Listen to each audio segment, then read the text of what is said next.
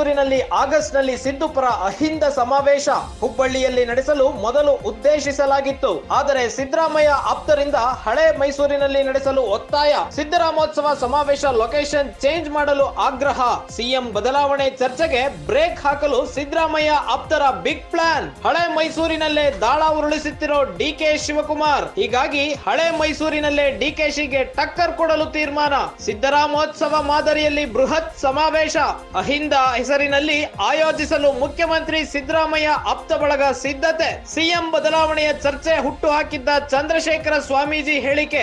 ಅಹಿಂದ ಶಕ್ತಿ ಪ್ರದರ್ಶನ ಮಾಡಿ ಆ ಚರ್ಚೆಗೆ ಬ್ರೇಕ್ ಹಾಕಲು ಸಿದ್ದು ಆಪ್ತರ ಚಿಂತನೆ. ಆಗಸ್ಟ್ 12ಕ್ಕೆ ಸಿದ್ದರಾಮಯ್ಯ ಹುಟ್ಟುಹಬ್ಬ, ಅದರ ಆಸುಪಾಸಿನಲ್ಲೇ ಸಮಾವೇಶ ಸಾಧ್ಯತೆ. ಅಹಿಂದ ಸಮಾವೇಶದಲ್ಲೇ ಅಹಿಂದ ರತ್ನ ಪ್ರಶಸ್ತಿ ಪ್ರದಾನ. ಸಿದ್ದರಾಮಯ್ಯನವರ ಹುಟ್ಟುಹಬ್ಬದ ಹಿನ್ನೆಲೆಯಲ್ಲಿ ಸಿದ್ದರಾಮಯ್ಯ ಆಪ್ತರ ಬಳಗದಿಂದ ಅಹಿಂದ ಸಮಾವೇಶ ನಡೆಸಲು ಪ್ಲಾನ್ ನಡೆದಿದೆ. ಆದ್ರೆ ಮುಂಚೆ ಹುಬ್ಬಳ್ಳಿಯಲ್ಲಿ ನಡೆಸಲು ಉದ್ದೇಶಿಸಲಾಗಿತ್ತು.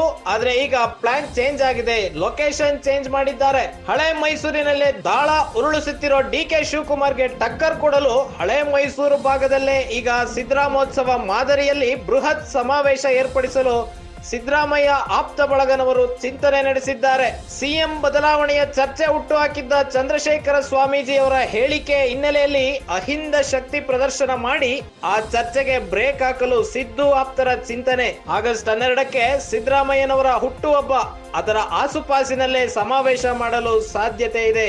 ಅಹಿಂದ ಸಮಾವೇಶದಲ್ಲೇ ಸಿದ್ದರಾಮಯ್ಯನವರಿಗೆ ಅಹಿಂದ ರತ್ನ ಪ್ರಶಸ್ತಿ ಪ್ರದಾನ ಕೂಡ ಮಾಡಲಾಗ್ತಾ ಇದೆ.